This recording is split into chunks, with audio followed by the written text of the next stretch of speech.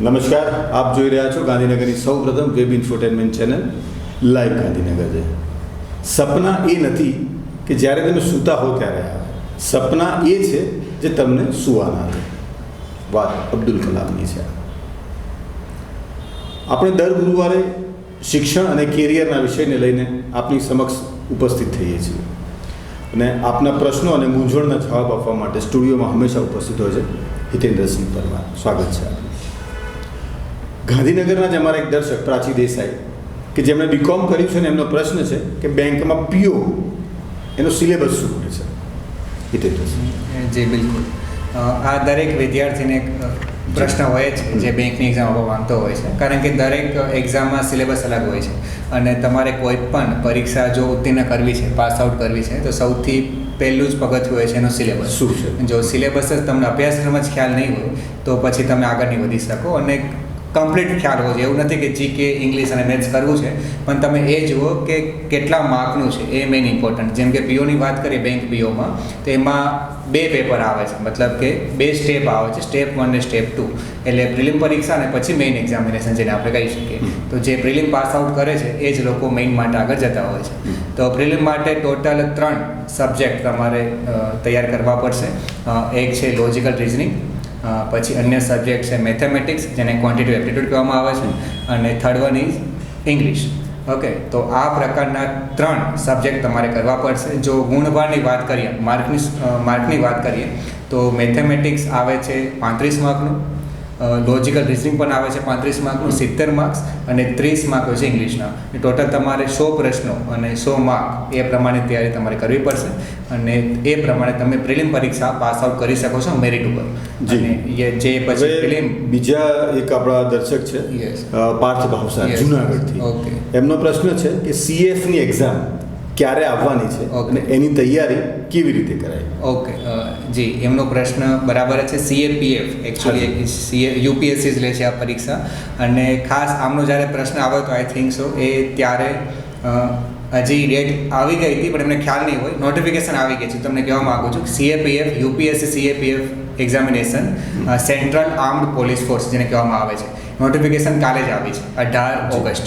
અને તમને એક વાત કહી દઉં કે આ બધી પરીક્ષાઓ જે ખાસ કરીને યુપીએસસી લેતી હોય છે પરીક્ષા બધી, તો એમનો અભ્યાસક્રમ, એમની પરીક્ષાની તારીખ અને નોટિફિકેશનની તારીખ એ લોકો 4 થી 5 મહિના પહેલાંથી આપી દેતા હોય છે. તો આજે 18 ઓગસ્ટે જે પરીક્ષાની નોટિફિકેશન આવવાની હતી સીએપીએફની, એ ઓલરેડી એ લોકો માર્ચ એપ્રિલના એમને જણાવ્યું છે કે આવી રીતે ઓગસ્ટમાં નોટિફિકેશન આવવાની છે. આ એટલા માટે કહું છું કે જે વિદ્યાર્થીઓ ખરેખર સિરિયસ છે કે તેમને કંઈક કરી બતાવવું છે, તો અમુક વિદ્યાર્થી 2 પાર્ટ પડી જતા હોય છે. અમુક વિદ્યાર્થી શું વિચારે કે જ્યારે નોટિફિકેશન આવશે, કોઈ એક્ઝામની ડેટ આવશે, પછી આપણે ચાલુ કરીએ.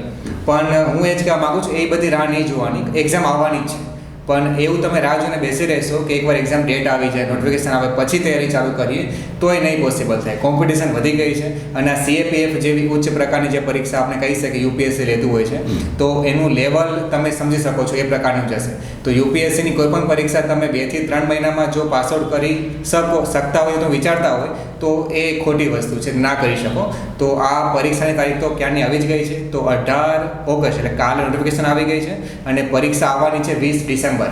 ઓકે, તો તમારી પાસે ઘણા વિદ્યાર્થી અત્યારે જાગ્યા હશે કે ચલો હવે એક્ઝામ આવી ગઈ, સીએપીએફની તૈયારી કરવા માંડીએ. તેમને કેટલું જ કહેવા માગું છું કે તમારી જોડે ટાઈમ ભલે ઓછો રહ્યો, પણ આ 3 મહિનાનો એવો સદુપયોગ તમે કરી શકો છો કે આરામથી આ પરીક્ષા પાસ આઉટ કરી શકો છો.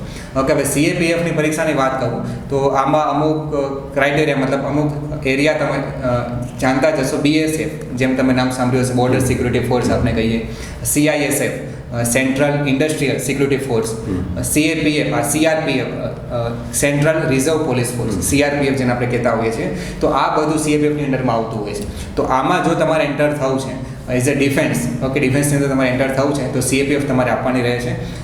એમાં સૌથી પહેલું તમારું સ્ટેપ આવે છે પરીક્ષાનું જે 20 ડિસેમ્બરે જે થવાની છે એ દિવસે 2 પેપર તમારા થશે, પેપર 1 ને પેપર 2. પેપર 1માં 200 માર્કનું પૂછાતું હોય છે, પેપર 1માં 250 માર્કનું પૂછાતું હોય છે. 250ની અંદર પૂછાય છે જનરલ સ્ટડીઝ અને ઇન્ટેલિજન્ટ જે પ્રશ્નો મેથેમેટિક્સ રિલેટેડ પ્રશ્નો હોય છે 200-250 માર્કના એ પૂછાતા હોય છે. અને પેપર 1 પછી એ જ દિવસે આવે છે પેપર 2, ઓકે, જે 3 કલાકનું હોય છે. એમાં ડિસ્ક્રિપ્ટિવ પેપર આપણે કહીએ, લેખિત પરીક્ષા એ હોય છે, જેમાં જનરલ સ્ટડીઝને લગતા અને ઇંગ્લિશને લગતા પ્રશ્નો હોય છે. પણ એમાં તમારે ખાસ ધ્યાન રાખવાની વસ્તુ છે લેખિત પરીક્ષા છે. જો તમે ખરેખર સિલેબસ ઊંડાણપૂર્વક અભ્યાસ કર્યો હશે તો આરામથી તમે લેખિત પરીક્ષામાં ક્લિયર કરી શકશો. જો તમે ફક્ત ને ફક્ત પછી વાંચ્યું જશે અને ગોખ્યું જશે, આજકાલના વિદ્યાર્થીઓ બહુ પડી જતા હોય છે કે વસ્તુ 4-5 વાર ગોખી નાખે, પણ ગોખેલી વસ્તુ તમને બહુ લાંબા સમય સુધી યાદ નહીં રહે અને લેખિતમાં તો તમે બિલકુલ નહીં લખી શકો જો તમે ઊંડાણપૂર્વક અભ્યાસ નહીં કર્યો હોય. ઓકે, અને એના પછી પેપર 2 આવે છે, એટલે પેપર 1 ને 2 એના પછી સેકન્ડ સ્ટેજ આવે છે તમારું ફિઝિકલનું.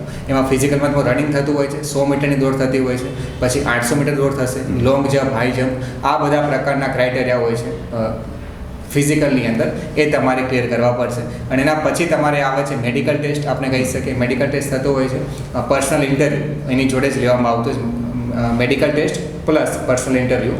અને એના પછી ચોથા રાઉન્ડમાં મેરિટ આધારિત બહાર પડતું હોય છે આ દરેક વસ્તુ, કે તમે 3 સ્ટેપમાં કેવા પ્રકારનું પરફોર્મન્સ આપ્યું છે એનું એક મેરિટ લિસ્ટ બહાર પડે છે. અને જો મેરિટમાં તમે આવતા હશો તો ડોક્યુમેન્ટેશન માટે તમને બોલાવવામાં આવશે અને એના પછી તમારી ભરતી જે તે એરિયાની અંદર તમારી થતી હોય છે. તો આ પ્રકારે તૈયારી કરવી પડશે. અને એમનો એક પ્રશ્ન એ પણ હતો કે આ પ્રકારની તૈયારી કેવી રીતે કરવી, તો એક જ છે વાંચન વધારો અને સૌથી પહેલાં નક્કી કરો કે સિલેબસ શું છે, રિટર્નમાં કયા સબ્જેક્ટ આપવામાં આવ્યા છે, ઓબ્જેક્ટિવમાં કયા પ્રશ્નો આપવામાં આવ્યા છે, કયા સબ્જેક્ટ તમારે કરવાના છે. તો એ આધારિત જો તમે ઊંડાણપૂર્વક અને જે જરૂરી છે એ જ વાંચન કરશો, કારણ કે બિનજરૂરી વસ્તુ પણ બુક્સમાં ઘણી બધી બુક્સ તમે અવેલેબલ CAPFની લઈ શકો છો, પણ એમાં એ જ વસ્તુ કોઈનું ગાઈડન્સ તમને મળી રહે તો એ પણ તમે લઈ શકો છો. ગાઈડન્સ તમે જો લઈ શકતા હોય આજુ તમારા કોઈ પણ શહેર અથવા ગામમાં, તો એને બિલકુલ લઈને અને પ્રોપર ગાઈડન્સ સાથે જો તૈયારી કરશો તો આરામથી આ પરીક્ષા તમે ક્લિયર કરી શકશો. અને અમારા તરફથી શુભકામનાઓ. ધન્યવાદ હિતેન્દ્રસિંહ. આશા રાખું કે પ્રશ્ન પૂછનાર વિદ્યાર્થીઓને એમના ઉત્તર મળી ચૂક્યા હશે. અને આ વિડીયો જોનારને એક નમ્ર વિનંતી પણ કરી કે આપ સતત પ્રશ્ન પૂછતા રહો. કોઈ પણ પ્રકારની મૂંઝવણ હોય આપ અમને પ્રશ્ન પૂછી શકો છો, અમે એનો ચોક્કસ જવાબ આપવાનો પૂરો પ્રયત્ન કરીશું. ધન્યવાદ.